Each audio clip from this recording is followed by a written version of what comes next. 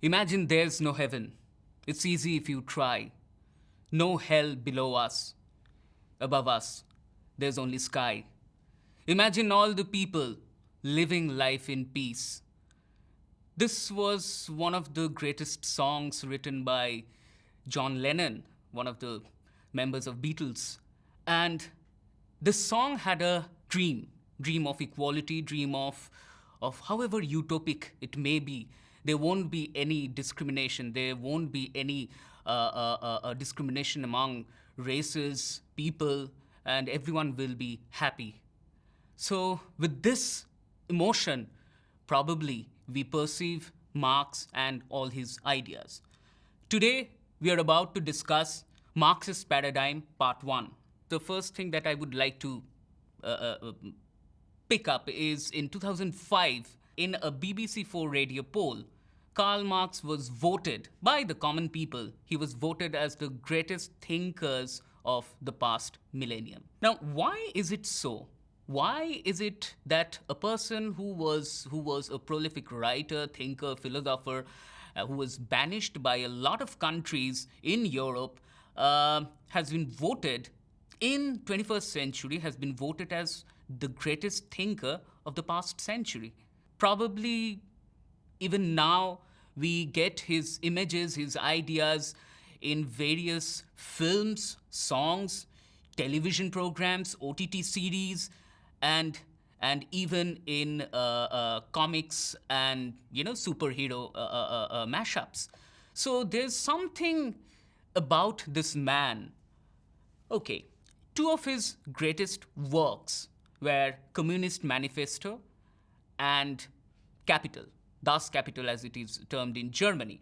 And one was written in 1848, Communist Manifesto, and another in 1867, and it had two parts.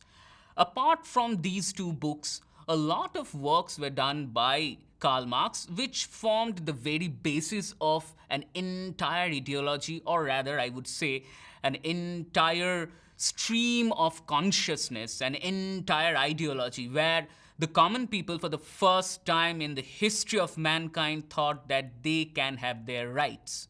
There are certain things that we need to know before we jump to what he had been doing and what was his or is his influence even in 2022. Certain things, certain new ideas, certain philosophies were developed by Karl Marx, and it was not very much recognized by the big universities of Europe. But as days are going by, especially after globalization, even during the pandemic, after 2008, the great economic meltdown, we realized that this person and all his writings and all his theories and the way he looked at history and at capitalism, at human society, were true.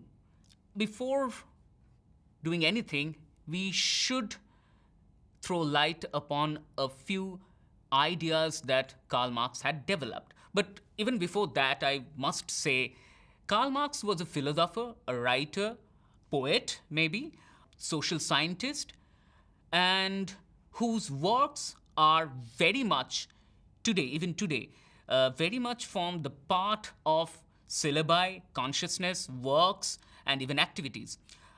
In economics, in political science, in international relations, in film, in media, in journalism, in gender studies, in ecology, in environmental studies, and whatnot. Maybe I'm forgetting or I'm skipping a few things. But yes, this person was one of the most influential thinkers of this century also. One of the most crucial ideas that he came up with was dialectical materialism. Of course, we had to he took this idea from Hegel, one of the greatest German philosophers, and Feuerbach. He was one of the first communist German philosophers that we had in the world. And the best part is, Marx took some ideas from Hegel and some from Feuerbach. And then he deduced his idea or his theory of dialectical materialism. Now, what is dialectical materialism? We often fall in a trap human beings, we fall in a trap that we tend to become conformists. We tend to do not accept others' views, and we feel that whatever we feel, that's the end point. So there's certain kind of conformism is there, and in that way, we consciously, we give away the opportunity to understand each other. Dialectical materialism is another approach, is an alternative approach to what we have with this conformity. When a thesis meets its own antithesis, we have a synthesis. So thesis, when it is juxtaposed with antithesis, we get a synthesis. For example, I'm saying that there is no God, and this might be my thesis. Another person who will contradict me will say that yes, there is God.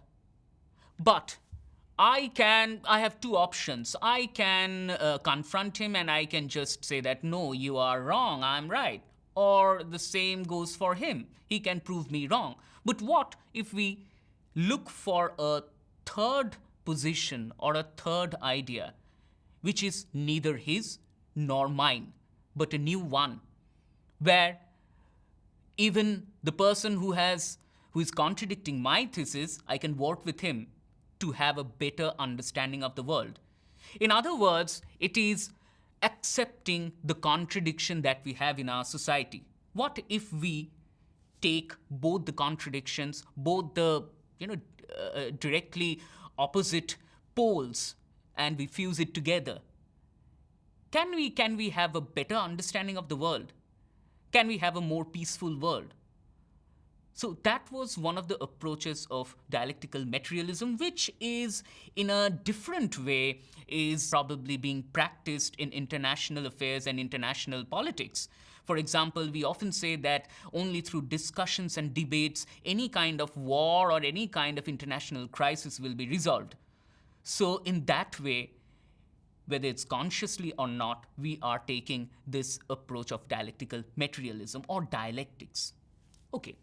The second very important idea that Karl Marx gave us was about base and superstructure. Now, if we look at the image here, you will find that at the base, there is means of production or relations of production, which in one word is called economy, which determines the superstructure. We have to consider others, the cultural, literary, educational practices and thoughts as superstructure. But that superstructure is built on that base which is determined by economics, or in other words, by means of production.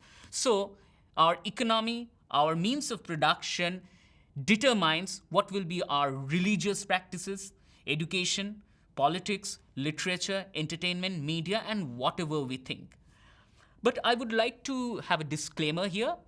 This is a structure in classical Marxism. Marx believed in this. All the Marxists who consider themselves to be classical, they believe in this. Now, there are a lot of contradictions, a lot of neo-Marxists, the Marxists of much more contemporary times, they have other ideas too. The third very important part, which is a little bit complicated, but I will try to make sense of it, is means of production. So our entire society, the entire world runs on certain means of production on the basis of which we have social relationships, class, whatever, discriminations, money, standard of living, everything. But all these things, the way we live, is determined by means of production according to Marxism. So human beings contribute products and services. Let's say even if a teacher, he teaches and he produces some kind of service. The same for nurse. Even same for those who in factory they produce their products and we use them. Collectively, all these things, they form the very basis of means of production. Now, very importantly, in means of production, which is very important for us to survive, we all work, right? We need to work in this society and contribute to the society in a positive way to survive. That's how we get money and that's how we survive ourselves and our families. So this is a particular relationship that we have developed, although it's a kind of a functionalist relationship. Now, there are three aspects, there are three vertices of this means of production. First and foremost being labor, which is a very important category we will discuss later. The second is raw materials. The third is machines and tools, the factories. Everything, whatever we have discussed till now, these are not a part of philosophical discourse, but it is a part of how the world runs according to Marxist ideas. Now, here, the concept of ideology becomes central. Now, according to Karl Marx, it was false consciousness. Yes, Marx said that ideology is a false consciousness. I would like to quote another person here who is a neo-Marxist. He was one of the prolific figures in intellectual world in the 70s and 60s. His name is Louis Althusser from France. According to him, ideology is just a medium through which we perceive our surrounding world. So it's a kind of a glass. It's a kind of a specs. You cannot see the specs, but you can see the world through that glass. So that's what ideology is. Now, in contemporary times, we live in an age of information highway. There is so much of information all around. There is so much of media and their intervention. All these forms, these media, they become the vehicle of dominant ideology. There are two kinds of ideology. Dominant ones, which we believe in, which is state, capitalism, religion, all these things, which are also called the mainstream ideologies, which are propagated by powerful people, which are propagated by our education, which are propagated by our state, and most importantly, our media. And there is another kind of ideology which is called the marginal ideology, which is not very much accepted, like the Naxalite movement that we had in the 70s or the students' revolution that we had during that part of time. So ideology forms a very strong category of human faculty on which we do or see our world. Now, here I would stop, and there's a question. Do we have anything called ideology in today's world? In late capitalism, or what we say in this strange kind of postmodern situation in which we are, it's very difficult to detect what ideology is inflicted on us, what ideology we are, without our even our consciousness we start following. Hence, we cannot see ideology in contemporary times. If you ask me that what is my ideology, I might not be able to answer, because I will not be able to see it or detect it, because I live with it, because it is invisible and it is stuck to my eyes. But it is very easy to decipher what kind of ideology all the revolutions in the past time had. For example, the 70s, in the 50s, even the 30s, even the freedom movement. What other ideologies? It's very clear, because we are distant from that historical event. So in contemporary times, it's very difficult to detect what ideology we are following. But yes, there's another contribution to it. Media or consumerism, there's this category of consumerism. It makes us forget what ideology is or what ideology we are really following. So in one way, yes, we cannot detect ideology nowadays, but it's not true that there is nothing called ideology in contemporary times.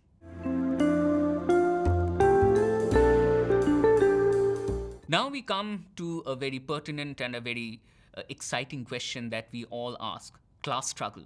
So class struggle is another category that was postulated by Marx. You can see in the image that there's a kind of a social pyramid. At the top stands the kings and the monarchs. At the second level stands the priests. At the third level stands coercive force like soldiers and army. At the fourth level, the common people, the moderately rich, which we call bourgeois. And at the bottom of the pyramid are the working class. In order to quote Marx, one of his most popular lines, the history of all hitherto existing society is the history of class struggles. By this, he means that whatever history we have, starting from the first recorded history, it is always a story of class struggle, but we tend to overlook that because history comes to us from those who have created history, from those who were in control of creating the story of what we know as history. Now, there are two categories in class. One is bourgeois, the ruling class, the elites, the owners of means of production, and the people who are dominant, like the industrialists, like the celebrities in contemporary times, like the policymakers, like the ministers. They make policies and we have to follow, however good or bad it is. Another class is proletariat, which is actually the working class, the class which is ruled, owned by the means of production. They don't own the means of production. The means of production own them, and they are the dominant class. So throughout the history, according to Marx, there always has been clashes and conflict and contradiction between these two classes. One thing is very important. Proletariat class or working class is a creation of the capitalist society. When we talk about bourgeois, when we talk about proletariat, these are the terms which were kept by the Marxists, the early Marxists. But who are proletariat? Who are bourgeois? Bourgeois are those who serve the owners of means of production. In other words, we, the bourgeoisie, we serve the capitalists who make money. Who are the proletariats? Yes, they are the working class, people who are huge in number. They are the majority, but it is said that they are exploited, and if we do not exploit them, the bourgeois class, if they do not exploit the proletariat class, the profiteering idea will not flourish. We will explain as we go further. Labor. Labor, there are two kinds of labor. One is concrete labor which produces goods and values, the workers who produce bags and commodities and services. There's another idea of labor which is abstract. I have to pay the person who is giving his labor or her labor, and I have to decide what that payment will be. That is called abstract labor. Abstract labor, why? Because who decides what will be the price of a laborer's work? How can we decide? So it is an abstraction. We can never decide what kind of quality of work the person does. Is it worth 10 rupees or 10 crores? It's very abstract, and this has been happening for all of us. So otherwise there is not much way either. There is something you might say that this is very ordinary and this is how it is. One thing we should always keep in mind, that the working class or the labor, there is no dearth of supply, because capitalism or capitalist system is such that it creates a kind of a reserved army of labor. So whatever labor you need, there is always an excess of labor. So whatever the demand of a capitalist is, there is always an excess of supply. So it's plain economics. If the demand is less than the supply, price drops, and hence laborers, they can never dominate or dictate their price or their expenditure of labor. So that has been a very careful plan according to Marxism. We have been talking about this term called capitalism. Now, what is capitalism? Capitalism is a kind of a system which came at the cost of feudalism. Of course, feudalism was a very exploitative system based on feudal structure, based on land. But capitalism came, all the feudal structures were abolished, and a new economic structure came, which is capitalism. Capitalism, at the core, at the heart of this system lies money. And hence, people who were previously feudal lords, they became capitalists or industrialists. Karl Marx studied His entire work of Capital, Volume 1 and Volume 2, they were dedicated to the studies of capitalism. He had some points to make regarding capitalism. Capitalism was brought within the society in terms of economic relations. It was brought to the world in terms of economic relations. The previous slaves of feudal structure, they thought that this new system is an absolute a dream for them. This will give them freedom. But on the contrary, it didn't. It was a different kind of a slavery. Capitalism depends on reserved army of labor, which we already had said. So capitalism is a system that ensures that there will be no dearth of supply of labor, because in capitalism, labor is one of the most exploitative, yet one of the most important and significant things of any kind of business. Now, we have seen that a lot of world wars, a lot of financial debacles have been happening. Various nations, various states, we go through various kinds of economic crisis. If we really study in a little analytical way, we will see that all the world wars, all these debacles, 2008 economic meltdown, they were created by capitalism itself. So if we try to discuss this, we will be needing a lot of time. So it's better to just keep in mind that these economic crises, world crises, wars, famine, they are somehow or the other, they are created by capitalism. We have a very interesting slide here. Is it only the economic and the national issues that is dominated and manipulated by capitalism? The answer is no. Capitalism has owned or has started dominating our emotions, our time, our desire, our lifestyle, our sexuality, our gender prototypes, our representation, and of course, the way we think. Then there's a question that automatically will come to our mind. How do we understand what or how capitalism operates in our personal life?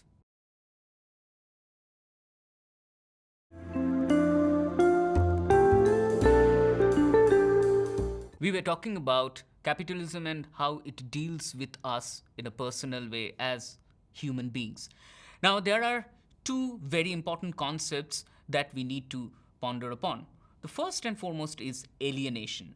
Alienation is, by the definition, is any action or a state in which an individual, a group, or a society becomes or remain alien to a few things, like the product or the work that you are doing, the place that we belong to.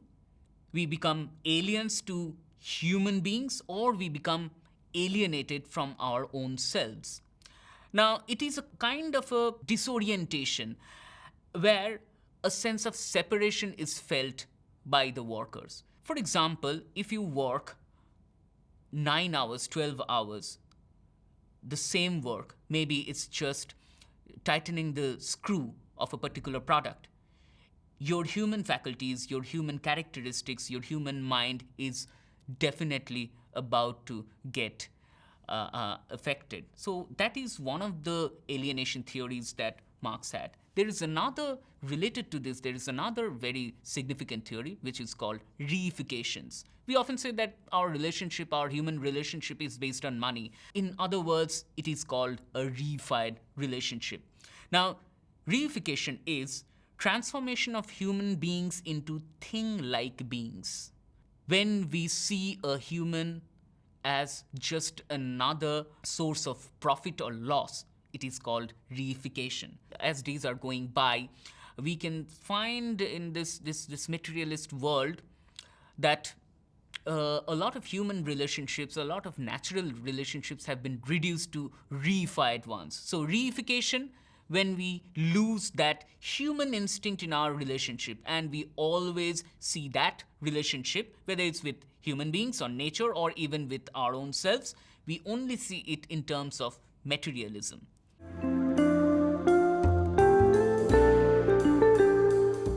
We often debate on our television and everywhere with our friends that communism, socialism, capitalism, what are these?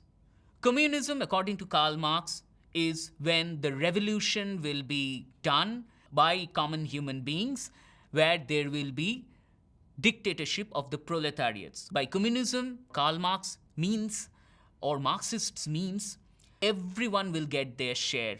There won't be any rich or poor, there won't be any discrimination in the society. There is another term called socialism. Socialism is actually the path or the process through which we can achieve communism. We can achieve a classless society. By socialism, how do we practice it? It is getting rid of private ownership of all the social, political, and economic forces. So we have seen that in case of India, till the 90s, a lot of public companies were there. But as days are going by, as we see that capitalism, crony capitalism is getting a grip on our nation, on our society, we can see that a lot of privatization is taking place. So socialism is actually people owning the social institutions. With that, we come to the first part of Marxist paradigm.